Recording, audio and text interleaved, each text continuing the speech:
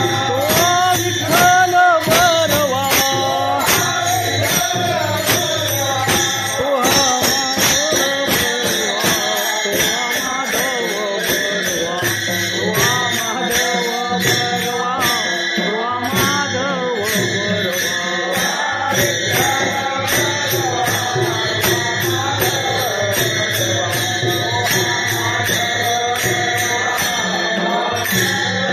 जय जय राम कृष्ण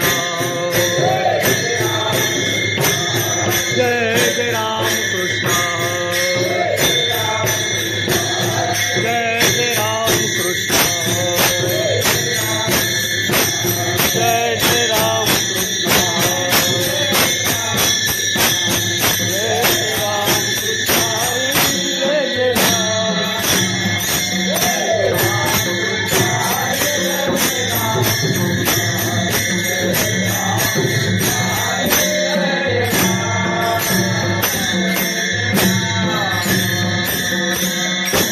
आपुला तो देव एक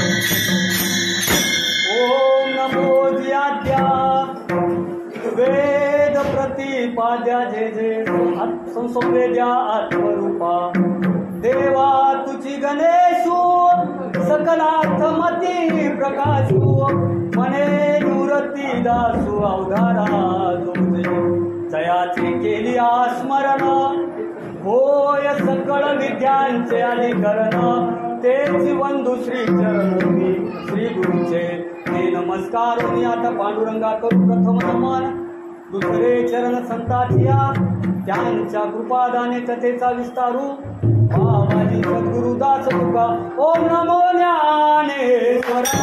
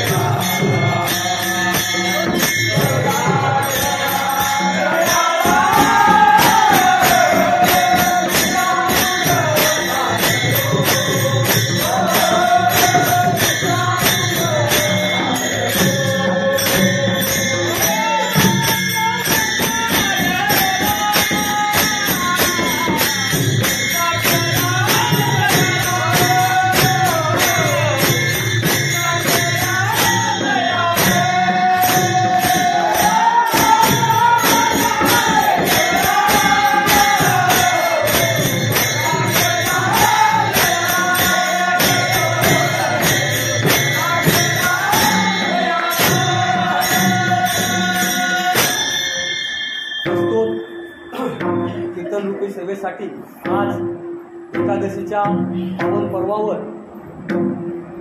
मारुतीरायाच्या दरबारात जगतवंदनीय जगद्गुरु संत तुकोबाराय यांचा हा सेवेसाठी निवडलेला अभंग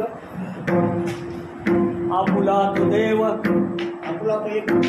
आपुला तो एक देव करुणी घ्यावा ते देवीन जीवा सुख लोहे हे रती माईचे दुःखाची जनिते नाही आदी अंत्य अवसानी अविनाश करी आपुले आयसे लावी मना पिसे गोविंदासे हे रती माईक दुःखाची जनिते नाही आदी अंत्य अवसानी तुका म्हणे का मरणेची सरे उत्तम चिवरे कीर्ती मागे हे रती माईके दुःखाची जनिते नाही आदी अंत्य अवसानी विठाला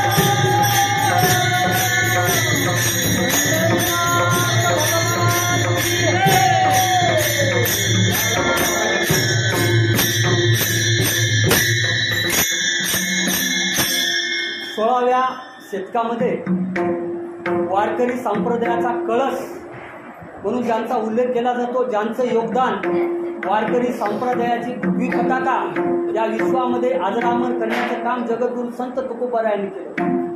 जगद्गुरु संत तुकाराम महाराज म्हणजे शब्दाचं भांडार, तुकाराम महाराज म्हणजे ज्ञानाचं भांडार, जगद्गुरु तुकोबाराय म्हणजे वैराग्याची मूर्ती. आणि तुकोबारायांच्या एका एका शब्दावर तुकोबारायांच्या एका एका शब्दातल्या एका एका अक्षरावर 99 एका वर्णावर 99 तुकोबारायांच्या शब्दातील एका एका वर्णाच्या ज्या स्वरावर एका एका जीवाचा उद्धार होतो. 4092 अभंग जगद्गुरु तुकोबारायांनी लिहिले, तर त्या 4092 अभंगामध्ये एकही असा अभंग नाही किंवा त्या अभंगामधला एकही शब्द असा नाही की ज्या शब्दामुळं तुमचा आणि आमचा उद्धार झाल्याशिवाय राहणार नाही. जगद्गुरु संत तुकाराम महाराज जे सांगतात ते शास्त्राला प्रमाण आहे. जगद्गुरु तुकोबाराय जे सांगतात ते वेदाला प्रमाण आहे. जगद्गुरु तुकोबाराय जे सांगतात ते देवाला, धर्माला, संताला, तुम्हाला आणि आम्हाला प्रमाण आहे.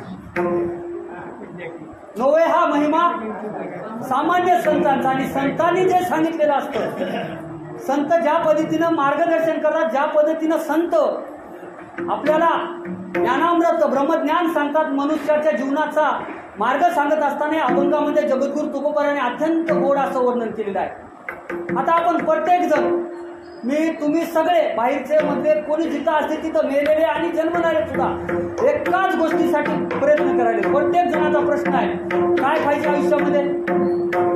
सुख. प्रत्येक व्यक्तीला आयुष्यामध्ये पाहिजे सुख. मग सुख आहे कशात? सुख कोण्या मॉलमध्ये मिळतंय? सुख कोण्या दुकानात मिळतंय? सुख संसारात आहे, सुख परमार्थात आहे, सुख देवापाशी आहे, सुख स्मशानभूमीत आहे, सुख मंदिरात आहे. नेमकं सुख आहे कुठं?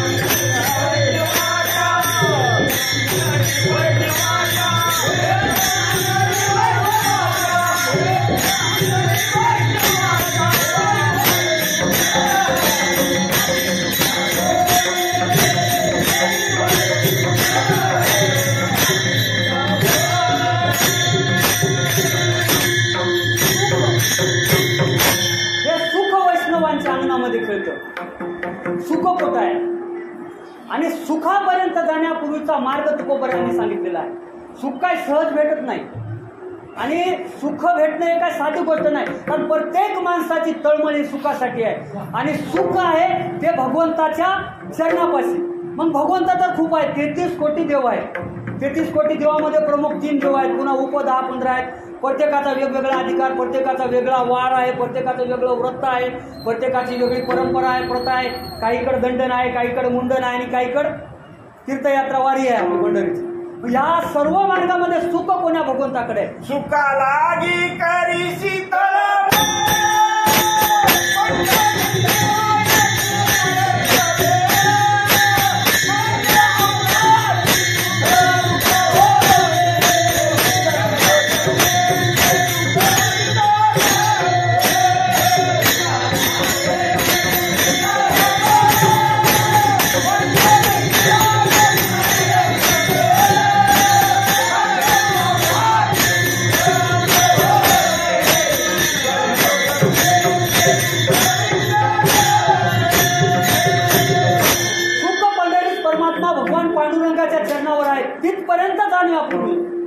त्या ठिकाणी जाण्यापूर्वी तुकोबारायांनी सांगितलं की आपली निवड.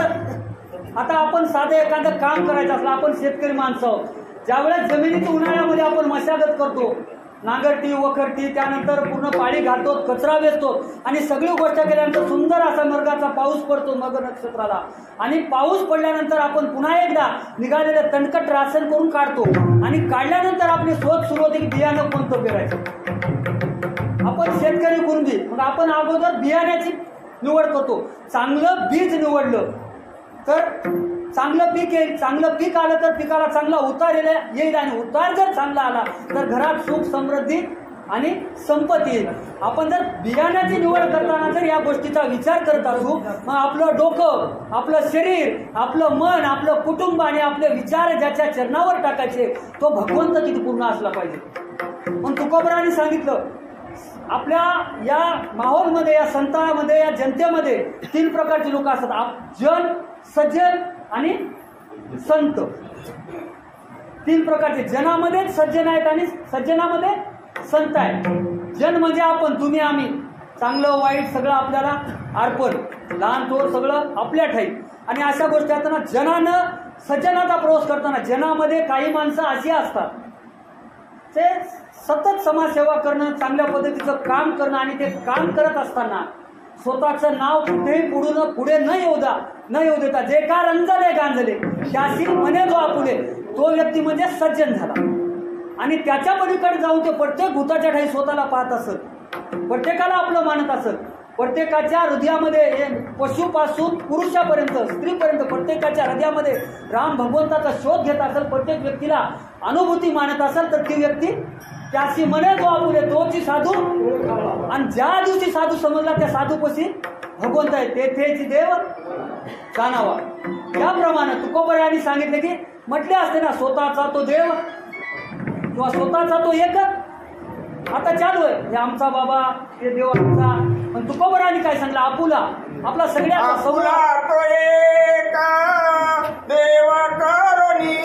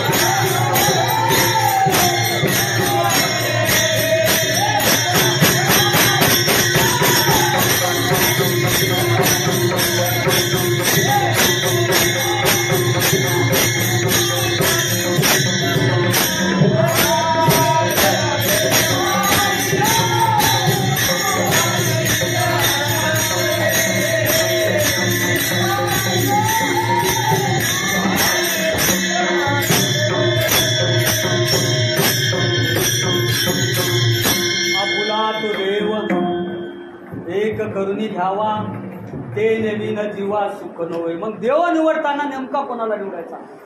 वैष्णवाचे 12 संप्रदाय आहेत हिंदू धर्मामध्ये आणि शैवाचे 8 संप्रदाय.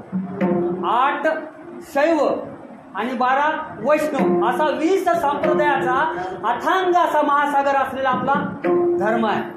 आणि या 20 संप्रदायाचा शिरोमणी एक संप्रदाय आहे ज्या संप्रदायाने सर्वांना सामावून घेतलेला आहे. त्याच्यामध्ये उर्वरित 19 संप्रदायाचे जे जे कोणत्या पूज्य देवता आहेत त्यामध्ये मग विष्णू असेल, शिव असेल, शक्ती असेल, गणपती असेल आणि सूर्य असेल, हे 5 देवता.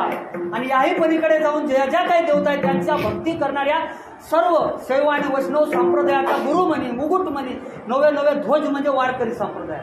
वारकरी संप्रदायाचा पंढरीश परमात्मा भगवान पांडुरंग आपलं आराध्य दैवत आहे. मग आपल्या आराध्य दैवताचीच का भक्ती करायची यासाठी सांगतात. कारण आपल्या भगवान परमात्मा सर्व सुखाचे बाप रखुमा. जरी तू सुखासाठी करीची तळमळ, तरी तू जाय पंढरी शेतवळ किंवा सर्व सुखाचे आगर मने नरहरी सर्व सुख गोडी साई शास्त्र निवडी रिकामार्थ घडी. म्हणजे सर्व सुख भगवान परमात्मा पांडुरंगाच्या चरणावर आहे. मग भगवान परमात्मा पांडुरंगाच्या चरणापर्यंत जाण्यासाठी त्याच्यापर्यंत जावं लागत. आणि जाण्यासाठी म्हणजे एसटीत बसलं, पंढरपूरला उतरलं, मूर्तीच्या पाया पडलं आणि वापस आलं. भगवान परमात्म्याच्या चरणावर आपण गेलोत का? गेलोत, पण देहस्थितीमध्ये असताना आपण गेलो. विदेह स्थिती तर आपल्यामध्ये आलेलीच नाही. आणि आत्मस्थिती तर त्या पलीकडच्या वेळेमध्ये देह, विदेह आणि आत्मस्थिती. आणि आत्मस्थितीच्या स्तरापर्यंत जाण्यासाठी श्री गुरुची कृपा लागते. आणि श्री गुरुची कृपा आपल्याकडे सध्या तरी नाही. कारण आज गुरुच राहिले नाही. गुरुच सांगायचं तर 2 शब्दामध्ये सांगतो. गुरुच शोधायचा असेल तर आता जिवंत असलेल्या कोण्याही महामानवामध्ये गुरु शोधण्याचा आपल्यासारख्या तरी पामराने प्रयत्न करू नये. कारण गुरु ओळखायची, संत ओळखायची पात्रता आपल्यामध्ये तरी नाही. आपला गुरु ज्ञानोपर्यायाची ज्ञानेश्वर, आपला गुरु जगद्गुरु तुकोबऱ्याचा गाथा, आपला गुरु श्रीमद भागवत, आपला गुरु वाल्मिकी ऋषीचं रामायण. भगवंताचं चरित्र ज्यांनी लिहून ठेवलंय ते चरित्रच आपला गुरु आहे. आणि भगवंताच्या चरित्राला गुरु मानलं आणि त्याचं जर वाचन केलं, वाचन नाही तर त्याचं चिंतन करावं लागेल, चिंतन नाही तर त्याचं मनन करावं लागेल. वाचन, चिंतन आणि मनन. वाचन वाचायचं, चिंतन करायचं, त्याचा ध्यास घ्यायचा आणि ते ध्यास मनामध्ये लागला की त्या ग्रंथाची, त्या चरित्राची, त्या भगवंताची आपल्याला गोडी लागते. आणि त्याची गोडी लागली की मनन लागतं. आणि मनन लागले की आपण त्या भगवंताच्या चरणाची प्रत्यक्ष अप्रत्यक्षपणे समरस होतो, मिळून जातो. विठाला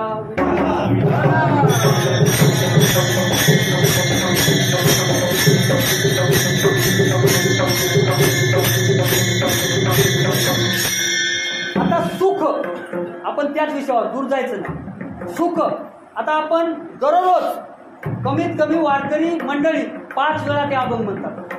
त्या अभंगाशिवाय पूर्णत्वच नाही. रूप पाहता सुख झाले हो तरी आपल्याला नाही झाले. आपण सगळे तळमळ कारण आपण आहोत संसारामध्ये. आणि सुख कुठे आहे? परमार्थामध्ये. परमार्थ कोणता? म्हणजे महाराज झालं किंवा कीर्तन केलं, भजन केलं, पोथी वाचली, पोथी सांगली म्हणजे परमार्थ नाही. आपल्यामधला काम, क्रोध, लोभ, मोह, मद, मत्सर या षडगुणांचा, षडविकारांचा त्याग तर आपल्याच्यानं होत नाही. प्रयत्न केला तरी जमत नाही. आता मी समजा एखाद्यावर पोथी वाचू लागलो, कोणी आले काय करतो? वचन करतो. म्हणजे आपल्याला साधा क्रोध दूर करणं होत नाही. बाकीचे 5 तर सोडून द्या, दूर ठेवा. आता आपल्याला समजण्यासाठी, आपल्यातले गुण जर घालायसाठी एकच गोष्ट आहे, आपल्याला वैराग्य आलं पाहिजे. परमार्थासाठी पाहिजे वैराग्य. फरक एवढाच, आपल्याला वैताग येते, आपल्याला प्रचंड वैताग येते. आता उदाहरणं खूप आहेत. आता प्रत्येक जणाला शेतात गेलं, सारा पाणी केलं, काहीतरी एखादं डोर फुटा चुकती तर निघून जातो, प्रचंड राग येतो. मग काय करावं? निघून दुसऱ्या शिवारात गेलं, दुसऱ्याच्या शेतात खालं तर पूर्ण आपल्या आलेल्या वैतागाचा राग त्या मोठ्या प्राण्यात. आता गरीब व्यवहारात विचार केला, टंचाई असते, आडे अडचणी, आता सगळ्या गोष्टी असतात. अहो म्हणलं की काय वाटतं? बरं वाटतंय. आणा म्हणलं की आला वैताग. म्हणजे याचा त्याग आपण जोपर्यंत त्याग शिकणार नाही, छोट्या छोट्या गोष्टीचा त्याग करायचा, छोट्या छोट्या गोष्टीचा जर त्याग केला तरी आपल्याला सुख मिळतं. थोडक्यात सांगतो, सुख समजा आता आपल्याकडं माणसाला वैताग येतो, वैतागाला वैराग्य तर नाही, आणि मग मोह वाढते.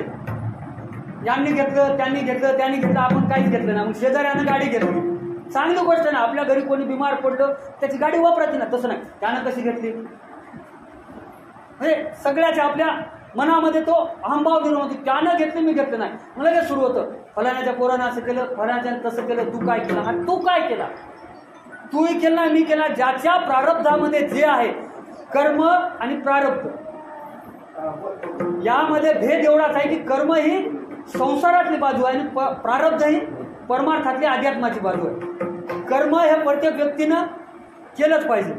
जर पेरणी केली तर पीक उगवलं, खळं केलं तर पोते भरता येईल.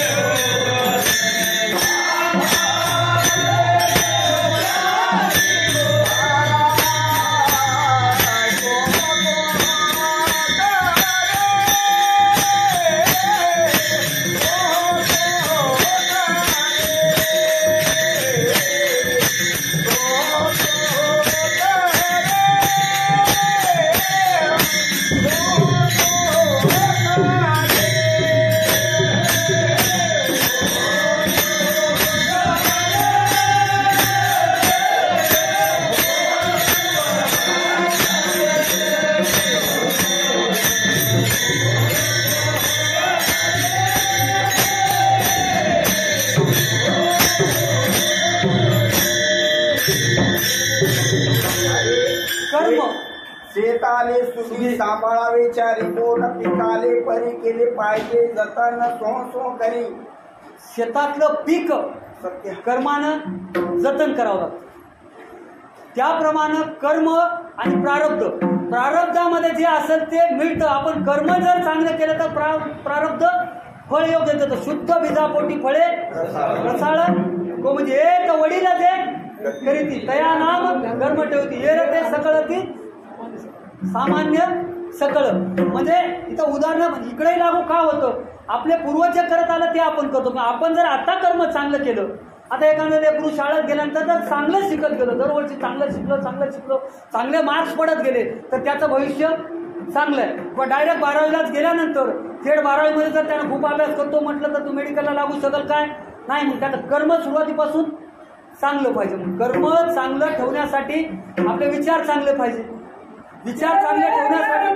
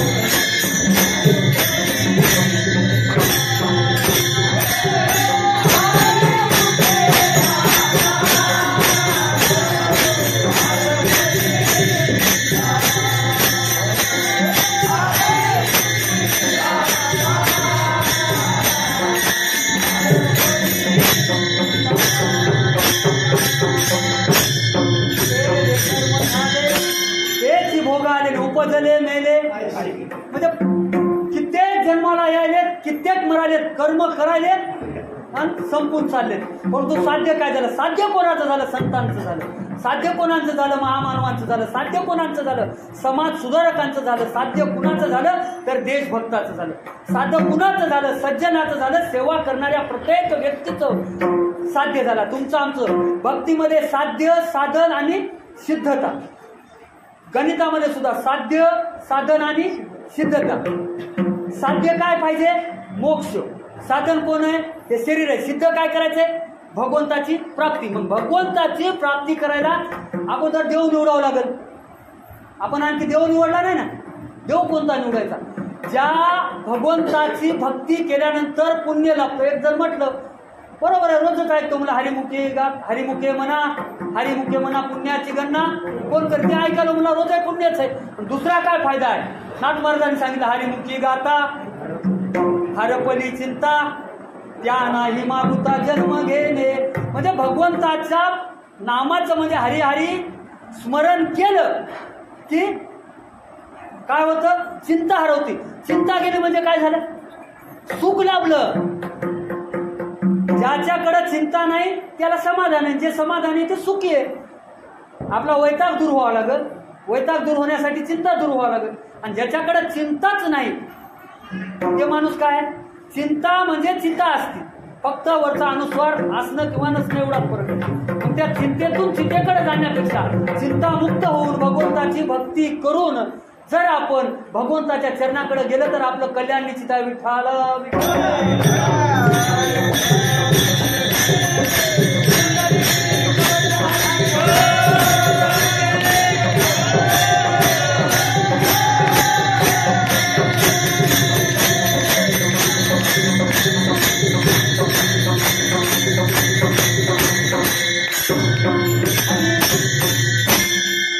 तुकोबरांनी सांगितलं हरी हरी तुम्ही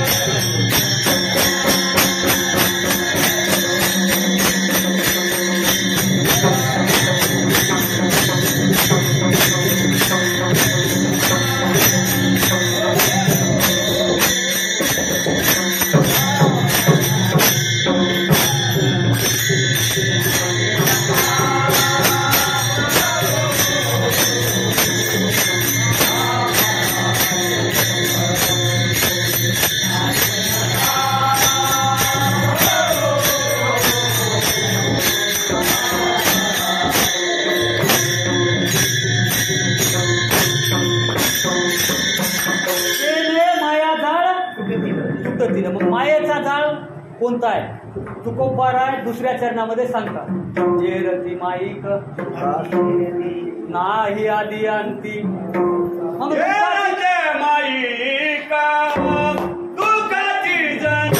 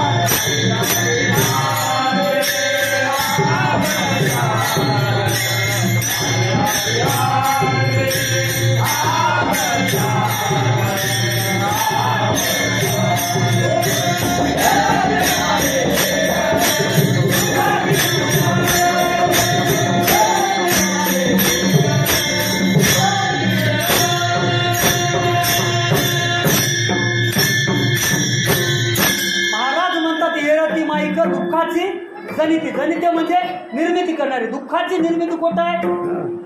एरती माईके, माईके म्हणजे कोण? धन दारा पुत्र जन बंधू सोयरे पिशून सर्व मिथ्या हे जाणून शरीर का दिवस, पण तेवढं जमत नाही.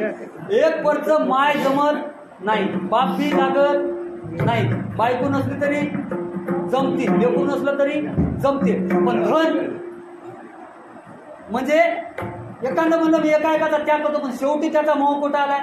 धनापर्यंत. जर आपण अभ्यास केला, मोठमोठे वैरागी संत आहेत आपल्या देशामध्ये, उत्तर भारतामध्ये जास्त प्रमाण आहे. साधू माणूस संन्यासी माणूस कुटुंब नाही, काय नाही, मठ आहे, पण मठात संपदा किती आहे?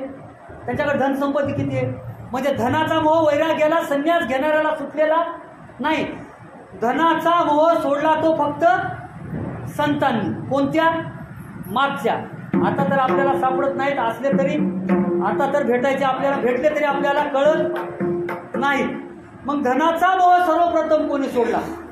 हे तुमचे वित्त धन, ते म्हणजे जगद्गुरु तुकोबारायाचे शिष्य छत्रपती शिवाजी महाराजांनी जगद्गुरु तुकोबारायांनी ज्या वेळेस आपल्या जवळची सर्व धन संपदा दान केली होती, जमिनी सुद्धा पट्ट्याच्या पट्टे कसून खाण्यासाठी दिलेल्या होत्या, कुटुंबावर उपासमार आली होती, दुष्काळाचा प्रसंग होता. अशा परिस्थितीमुळे या स्वराज्याचा जाणता राजा छत्रपती शिवाजी महाराज तुकोबारायांना ते मान का देत असत? कारण स्वराज्याचा जे जडणघडण होती, स्वराज्यासाठी जे काही सैन्य लागत होते, जे काही मावळे लागत होते, जगद्गुरु तुकोबाराय ज्या ज्या गावामध्ये कीर्तनासाठी, प्रवचनासाठी किंवा धर्मजागृतीसाठी जात होते, त्यावेळेस तुकोबाराय तिथल्या तरुणांना सांगायचे, रयतेचं राज्य आणण्यासाठी आपला छत्रपती काम करतोय आणि त्याला तुम्ही मदत करा. एवढं घट्ट नातो. इतिहासात याच्या नोंदी सुद्धा आहेत, इतिहासाच्या पुस्तकामध्ये याच्या नोंदी सुद्धा आढळतात. एवढं महान कार्य तुकोबाराचं. तरी आज जर एखाद्याने आपल्याला थोडीशी लालूच दिली, थोडी एखादी सुलभ गोष्ट सांगितली, तर आपण आणखी दूर करा. वरण चांगलं लागलं तर आपण भांडाऱ्यात 2 गिलास पितो. ते काय होणार आहे? पोट खराब करणार, तरी सुद्धा आपण पितो. मग छत्रे, चामर, माणिक, मोती त्या काळामध्ये होन होते, शिवमुद्रा होत्या, काही स्वतंत्र सोन्याच्या शिवमुद्रा होत्या, जे त्या काळामध्ये परराष्ट्र व्यवहारासाठी वापरल्या जायच्या. त्या सुवर्ण मुद्रा सुद्धा तुकोबारायांनी सन्मानानं नतमस्तक होत्या परत केल्या. याला म्हणतात त्याग, याला म्हणतात वैरागी, याला म्हणतात विरक्ती. ती काय आपल्यामध्ये येणं शक्य नाही. मग आपण एकच गोष्ट करायला पाहिजे, हे रती माईक दुःखाची जनिती नाही आदी अंती अवसानी. मग हे आपले आई वडील पत्नी मुलगा परिवार आहे. मग याच्यात कोणता आपल्या संघ आहे सांगा? आपण राहतो एकत्र. तुकोबारायांनी सांगितले आधी अवसानी आणि आदी अंती अवसानी. आधी म्हणजे जन्मतानी सोबत कोण होतं? माय. जगतानी माय काय, पत्नी काय, पण मरतानी माय संघ राहती काय, पत्नी राहती काय? पण पत्नी मरतानी संघ आली, समजा एखादी आलीच, तर जन्मतानी संघ होती का? बरं, ज्याला तुम्ही जन्म दिला ते तरी आपल्या सोबत येणार आहेत का? मग हे रती माईक दुःखाची जनिती नाही आधी अंती अवसानी. जे आपल्या आधी सोबत नाही जे अंताला सोबत राहणार नाहीत आणि जे अवसान असताना जोपर्यंत तुमच्यात शक्ती आहे, जोपर्यंत तुम्ही काम करता, जोपर्यंत तुम्ही 4 पैसे कमवता, किंवा जोपर्यंत तुम्ही एवढं जर होत नसेल तर एकच गोष्ट करायची, पुढच्याला गोड गोड बोलता, त्याच्या मनासारखी मान हलवता, ते माणूस चुकत राहते. कुटुंबामध्ये ज्याच्यानं काय होत नाही त्यानं 2च गोष्टी करायच्या, कोणाला वाकडं घ्यायचं नाही, कोणाच्या नादी लागायचं नाही, गोड गोड बोलायचं. त्याचं ते म्हातारं सगळ्याच हुशार, ती म्हातारी सगळ्याच हुशार. मैसून असे मोह सासरा कसा मोह असं ते लावलं 100% 2 घराचे 3 वाटत 4 घर होतात. का तर कारण आम्ही इतके दिवस केलो, तुम्ही इतके दिवस केलो. कारण आपलं कुटुंब जर आपल्यासोबत आधी नाही, अंती नाही, अवसानी नाही, पण ज्या कुटुंबामध्ये आपण राहतो ते कुटुंब जर आपलं नसेल, मग आपलं शाश्वत सत्य कोण आहे? या देहामध्ये जन्माला आल्यानंतर आत्मा आणि जीव हे एकच. शास्त्र सांगतं आत्मा आणि जीव एकच, पण आपण जीवाला जीव समजतो. आपण ज्या दिवशी जीवाला आत्मा समजतो, आत्मा हा मरत नाही, आत्मा हा नश्वर आहे. देह मरतो, देह हे लोकातून मरणार, कधी मरणार माहित नाही. आत्ता जाऊ शकतो किंवा थोड्या वेळा जाऊ शकतो, काही त्याची भरोसा नाही. क्षणभंगुर नाही सोडा काय मायापास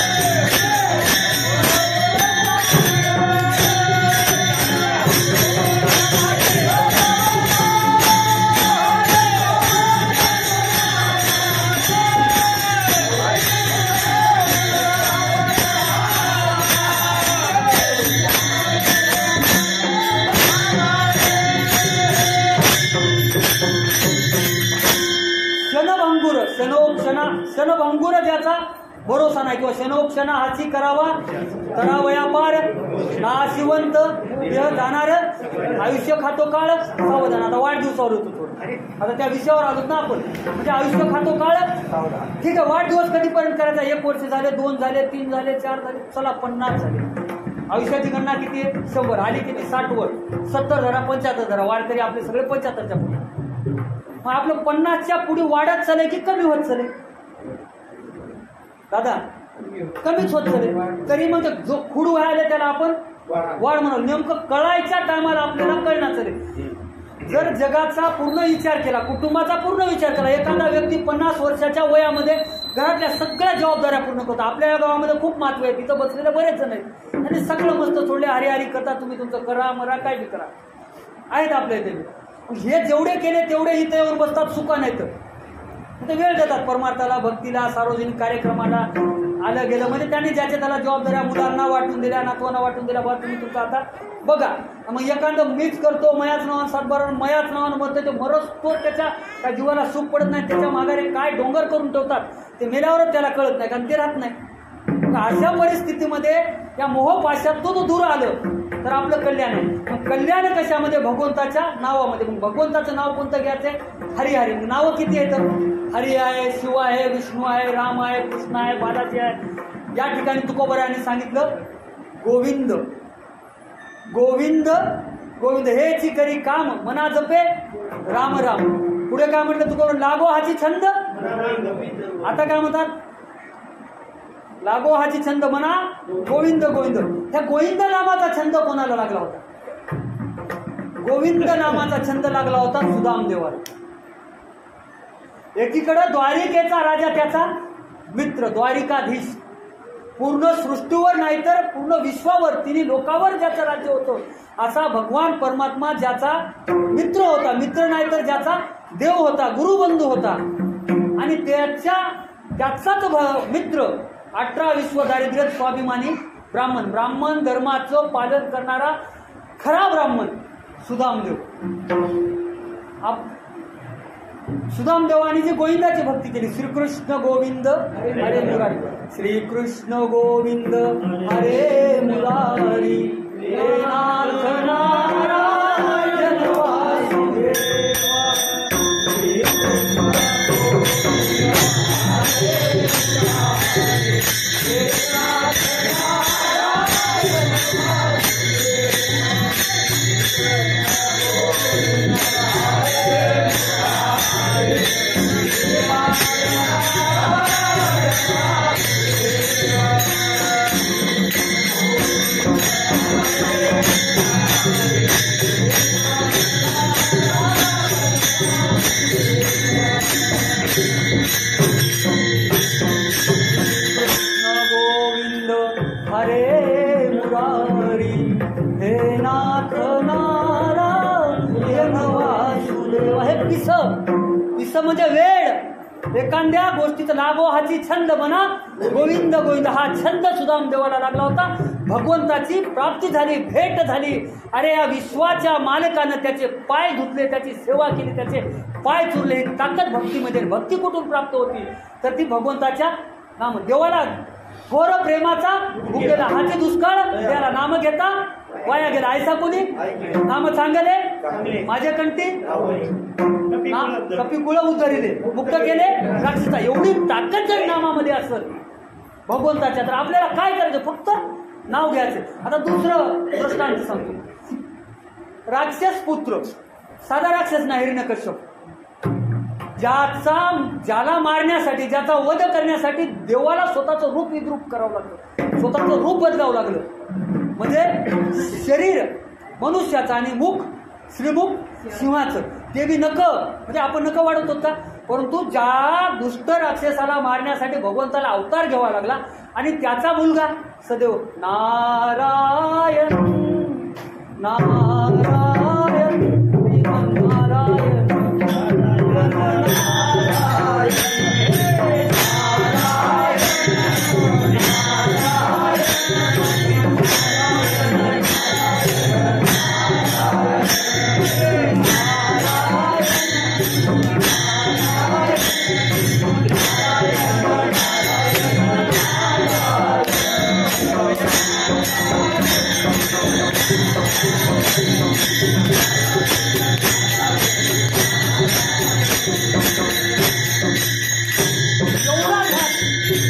भगवंताला अवतार घेऊन त्याचा उद्धार करावा लागला.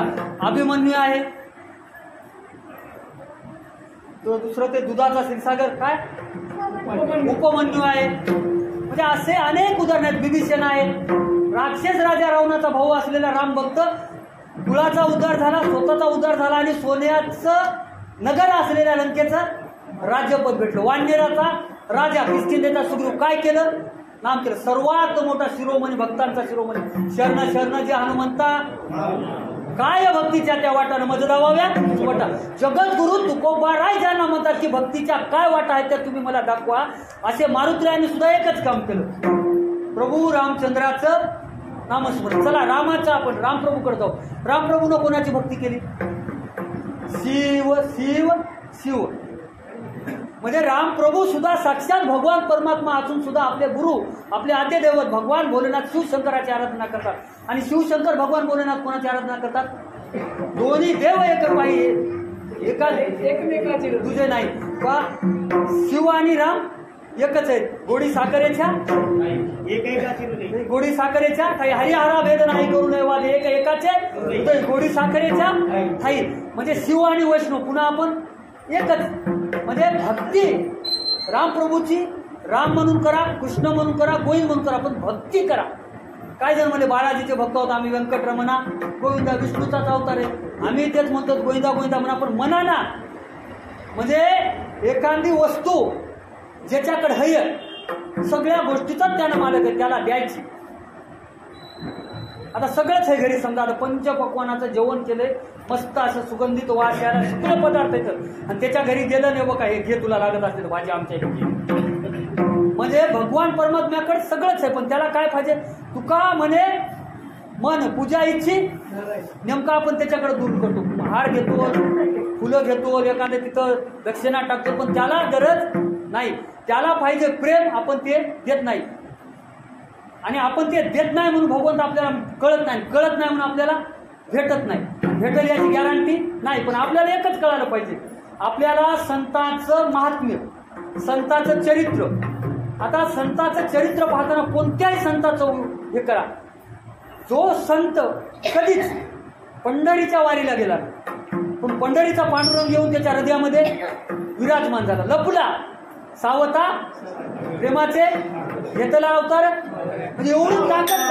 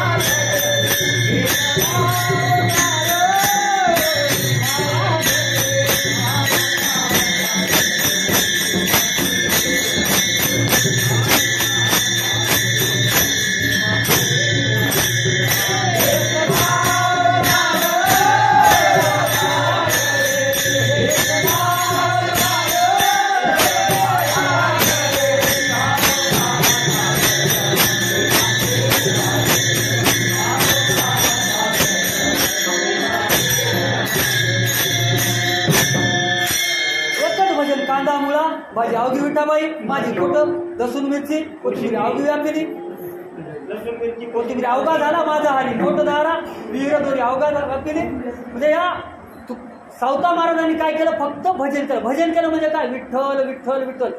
चोखोबांच्या असतील, जर भजन करत असतील, आपलं जिवंत शरीर विठ्ठल विठ्ठल म्हणायला, गोविंद गोविंद म्हणायला काय प्रॉब्लेम? हमका लागो हाची छंद म्हणा गोविंद गोविंद. अविनाश करे आपुली ऐसे नावे म्हणा पिसे.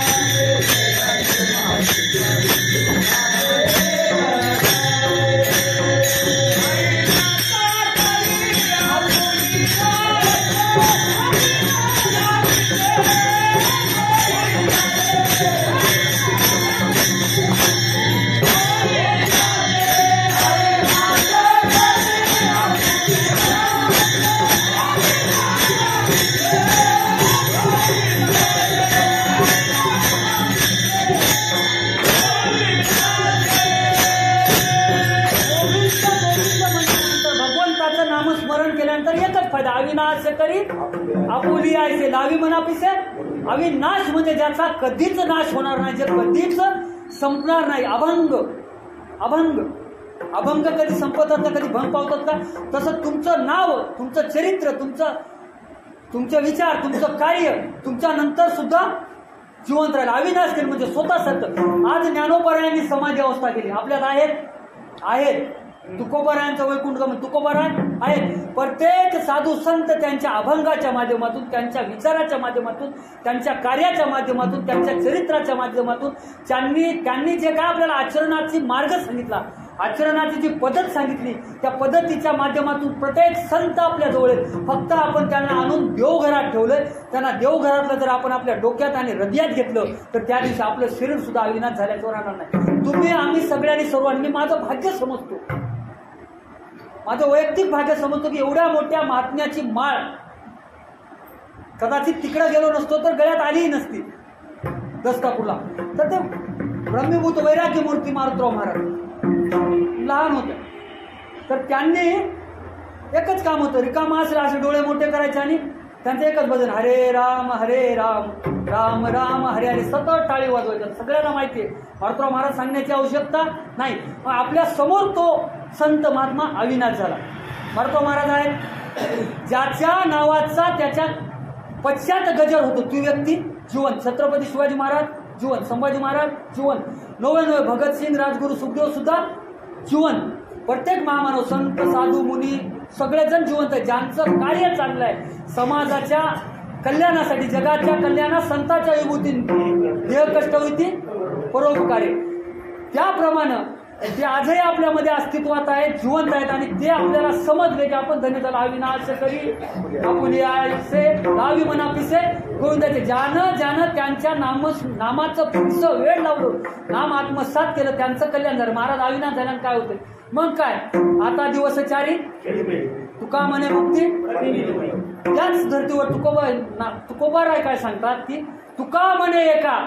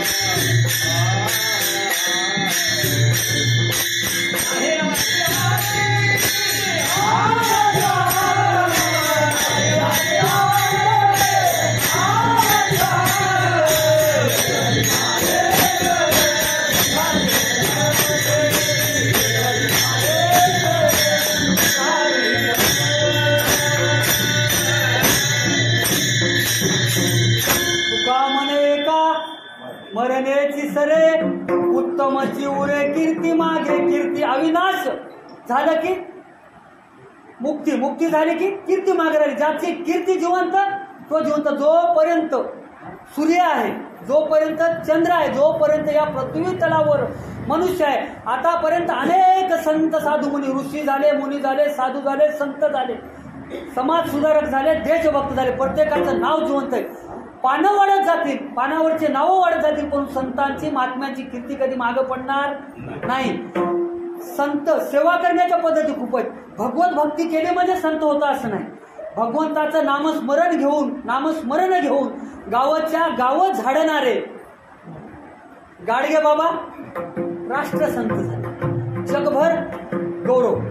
किंवा ग्रामीण भागाचा विकास कशात आहे, ग्रामीण भागातल्या शेतकऱ्यांचा उत्कर्ष कशात आहे, ग्रामीण भागातल्या शेतकऱ्यांना शेती कशी केली पाहिजे, शेती फायद्याची कशी आहे, गाव स्वच्छ कसं राहिलं पाहिजे, गावातल्या माणसामध्ये संवाद कसा राहिला पाहिजे, गावातल्या प्रत्येक व्यक्तीनं प्रत्येक व्यक्तीसोबत कसं संभाषण केलं पाहिजे आणि गावाचा सर्वांगीण विकास कसा केला जाईल, असं या शासनाला नाहीतर भारत सरकारला मार्गदर्शन ज्यांचा ग्रंथ करतो ग्रामगीता.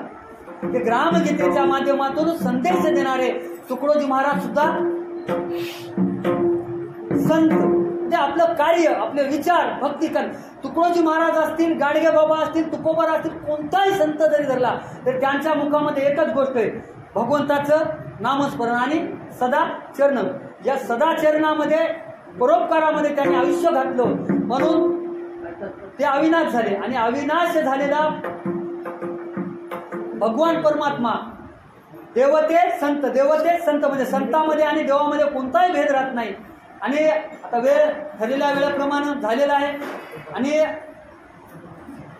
तुका म्हणे एका मरणेची सरे उत्तमाची उरे कीर्ती मागे. आपली कीर्ती पाठीमागे त्याच्यासाठी एकच करावं लागतं, थोडं संसाराच्या मोहातून थोडा वेळ काढायचा. देवाचे द्वारी उभा क्षण भरी त्याने मुक्तीचारी एक क्षण. किती एक क्षण जर भगवंताला दिला, 24 तासामध्ये 24 मिनिट, फक्त 24 मिनिट, सकाळी 12 मिनिट आणि संध्याकाळी 12 मिनिट, पळत पळत नुसती हनुमान चालीसा जरी हरिपाठ जरी म्हणला 2 वेळा, 12 दोन्ही 24 मिनिटामध्ये तुमच्या कुटुंबाचा, तुमच्या सहवासात राहणाऱ्या प्रत्येकाचा उद्धार होतो. का? वाचेनं म्हणणाऱ्याला पुण्य आहे, कानानं ऐकणाऱ्याला पुण्य आहे आणि शांत बसून त्याच्याकडं प्रतिक्रिया न देणाऱ्याला सुद्धा पुण्य आहे. हे पुण्य कशामध्ये? भगवंताच्या नामस्मरणामध्ये आहे. म्हणून तुकोबारायांनी सांगितलं, आपुला तो देव एक करुणी घ्यावा, हे नवीन जीवा सुख नोहे, हे रती माईक दुःखाची जनिती, नाही आधी अंती अवसानी, अविनाश करी आपुली आयसे नावी मना पिसे, गोविंदाचे हे रती माईक दुःखाची जनिती, नाही आधी अंती अवसानी. तुका म्हणे एका मरणेची सरे उत्तमची उरे कीर्ती मागे. मरण किती चांगलं असतं सांगतो आणि सवेला पूर्ण रंगतो. सुख कशात? सगळ्यात सुख जर असेल तर सुख मरणामध्ये. खरं सुखच मरणामध्ये. माणसाला जन्मल्यापासून मरस्तोवर सुख कळत नाही. खरं सुख आहे माणसाला आयुष्यात 3दा सुख आहे बघा. 3 सुख येतं प्रत्येक व्यक्तीला. परमार्थात राहू द्या, संन्यास घेतला राहू द्या का संसारात, 3 सुख येतं. एक जन्मल्या सुख. आपल्या घरात जर एखादं बाळ जन्माला आलं किती आनंद असतो. सोयरेधार्य गावात शेजारी पाजारी पेढे आणा, जिंबे आणा, काय तुम्ही आनंद आणा. पण त्या जन्माचं सुख त्या जन्मलेल्या बाळाला कळते का? ते काय करते? रडत बसते. गेलं. त्याच्यानंतर संसारात असेल तर विवाहाचं सुख. विवाहाच्या दिवशी नवरदेव घोडीवर बसण्यापासून गावात आणून सोडतो आणि एकदा घरी सोडले त्याचा सुख किती? विवाहाच्या दिवशी एका दिवसाचं, लईत लई 1.5 दिवसाचं हळदीचं धरलं. आणि संन्यास्त झाल्यानंतर ज्या दिवशी संन्यासाची विधी होते, त्याची विधी होताना त्याचा खूप म्हणजे होतात. आणि नंतर एखादी घटना घडताना किंवा प्रसंग घडताना खूप जण असतात, आम्ही आहोत, सोबत आहोत, त्याला वाटतं एवढा समाज माझ्यासोबत आहे. पण जसा जसा तो संन्यास एखाद्या मंदिरामध्ये मठामध्ये जातो तसं लोक आता कार्यक्रमाला, सप्त्याला, त्या देवाच्या उत्सवाला येणार बोलणार. यालाही वाटतं उगच घेतलो काही काय बसलो अडकून एकटाच बसवलं, रोज कोणी येणं बोलणं काही नाही. म्हणजे तिथं सुद्धा त्याला दुःख आलं. मग सगळ्या कटकटीमधून मुक्ती कशामध्ये? सगळं झाले की रोजच उठण्यापासून झोपण्यापर्यंत, कमिण्यापासून कमिण्यापर्यंत काय सगळी खटपटच. मग इतक्या 12 भानगडीतून सुख कुठं आहे? म्हातारा जरी माणूस झालं, बिमार जरी पडलं तरी त्याला दोरजात ठेवता, म्हणजे कुत्रं तरी मध्ये येत, म्हणजे त्याला काम लावतात. पण आम्ही चला लग्नाला, बाबा तुम्ही काय करा, तिथं बसून राहा, तिथं पाणी ठेवलंय, तिथं भाकर ठेवली, बघा तुम्ही. म्हणजे त्याला संसारामध्ये मरस्तोर त्याचा पिच्छा सुटत नाही. आणि मरणामध्ये जे आपुलं मरण पाहिले ना डोळा, तुकोबराने सांगितलं, तो सुख सोहळा अनुपम्य. म्हणजे संतांनी मरण सांगितलं. ज्ञानोबा राय वयाच्या 21व्या वर्षी समाधिस्थ झाले. आजही आपल्यामध्ये आहे. 22व्या वर्षी, 22व्या वर्षी ज्ञानोबा रायांनी समाधी घेतली, तरी ते आपल्यामध्ये आहेत. कारण हे कार्य, मरण किती चांगलं असतं. मरणामध्ये शक्ती आहे, मरणामध्ये मुक्ती आहे. पण मेल्याशिवाय मुक्ती नाही. आता परमार्थ कशासाठी? मुक्तीसाठी, मोक्षासाठी. पण मोक्ष भेटायचा असेल तर आधी स्वर्गात जायचं म्हणलं तर या लोकाचा त्याग करावा लागतो. मरणाची तयारी आजपासून सगळ्यांना करून ठेवायची. हुशार माणसं असतात बघा, मृत्यूपत्र लिहून ठेवतात. अधिकारी लोक, व्यापारी लोक, श्रीमंत उद्योगपती, ते मेले की कसेच भांडणं लागत नाही. मृत्यूपत्र लिहून वकिलापाशी देतात, त्याच्या 2-3 झेरॉक्स कॉप्या काढून सगळ्याकडे होतं. म्हणजे ते मरणाची तयारी आहे.